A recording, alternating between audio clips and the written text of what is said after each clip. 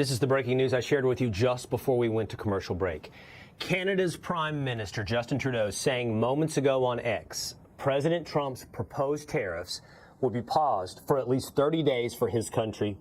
Trudeau wrote in part, Canada's making new commitments to appoint a fentanyl czar. We will list cartels as terrorists, ensure 24/7 eyes on the border, launch a Canada-U.S. joint strike force to combat organized crime, fentanyl, and money laundering. I've also signed a new intelligence directive on organized crime and fentanyl, and we will be backing it with $200 million. We are waiting to see what the White House says about this.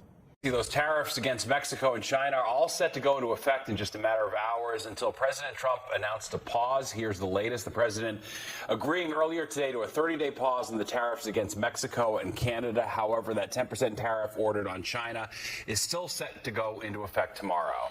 You know, we could have ended up having a possible trade war with Mexico and Canada starting at midnight. But last-minute phone calls today with President Trump ended with Trump getting exactly what he wanted. With Trump getting exactly what he wanted. More border security to stem the flow of fentanyl and illegal migrants. We're not treated well by Canada, and we have to be treated well. So, just hours before President Trump's threatened 25% tariff on Canadian goods was set to go into effect, Canada agreed to Trump's demands. The president using economic pressure on both Canada and Mexico to crack down on the flow of fentanyl and illegal migrants into the U.S. Right now, it's certainly getting people to move. After his phone call with President Trump, Canada's Prime Minister Justin Trudeau posting on X that Canada is making new commitments to appoint a fentanyl czar, will list drug cartels as terrorists, and launch a Canada-U.S. joint strike force to combat organized crime, fentanyl, and money laundering. Earlier in the day, Mexico's president agreed to deploy 10,000 members of its National Guard to the border in exchange for postponing the threatened tariffs for at least 30 days. Political analyst David Birdsell says Trump's strategy is getting results. It appears to be working, and Mexico is getting something out of it too. One of the components of this agreement is the president's agreement to try to use U.S. law enforcement to stop the flow of weapons into Mexico from the United States, which is one of the major ways that the cartels get their semi-automatic and automatic weapons. During the 30-day pause, the Trump administration will be working to negotiate better trade deals with Mexico and Canada. Now, the president has also threatened China with a 10% tariff on all goods, which is scheduled to still take effect at midnight. President Trump, though, is expected to speak with China's president at some point this week.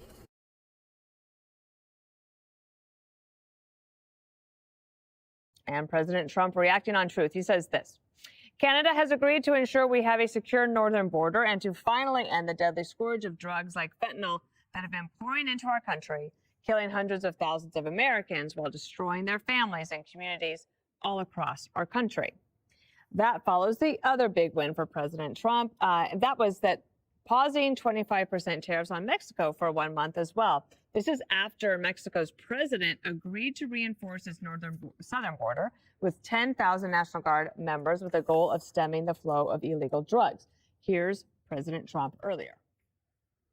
Is there any chance that Canada or China could also get out of the tariffs after you start to deal with Mexico? Well, nobody's out. I can't tell you what's going to happen. Mentioned that he could agree to change your mind on the tariffs? Well, we can always, look, what I'd like to see, Canada become our 51st state. Nobody can compete with us because we're the pot of gold. But if we don't keep winning and keep doing well, we won't be the pot of gold, and then tariffs won't be so good for us. But when you're the pot of gold, the tariffs are very good. They're very powerful.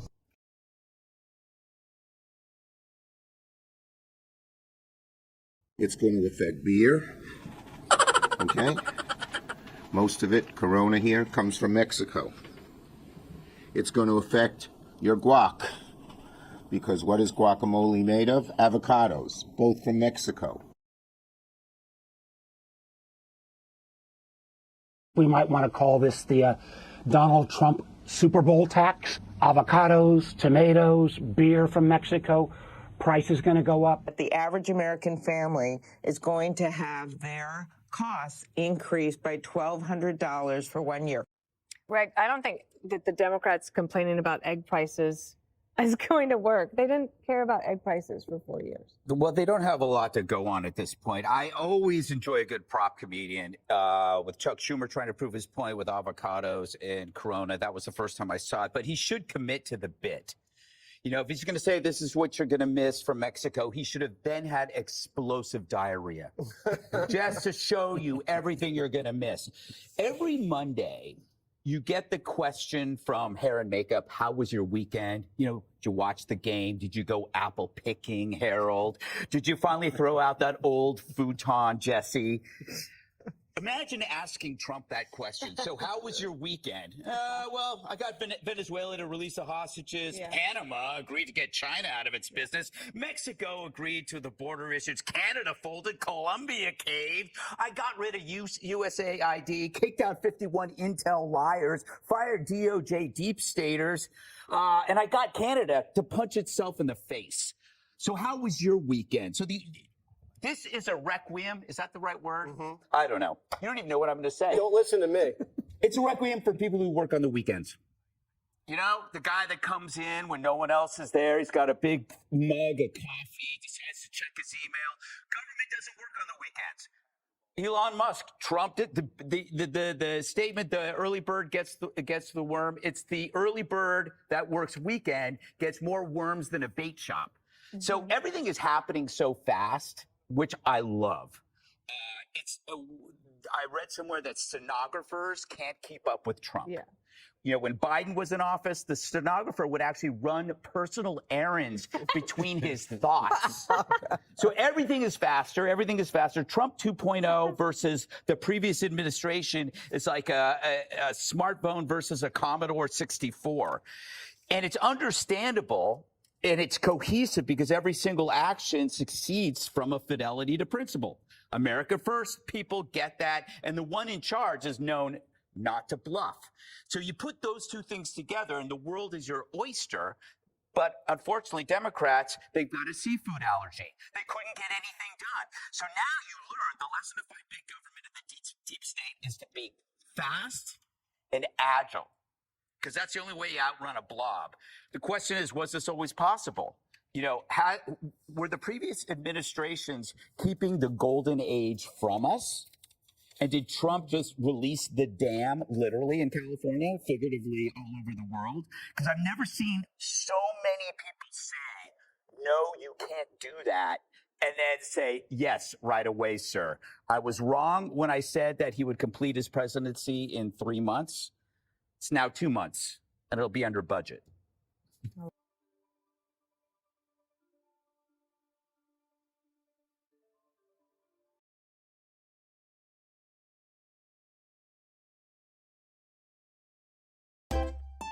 If you enjoy this content, please consider subscribing to my channel to stay up to date with future videos. Thank you for watching.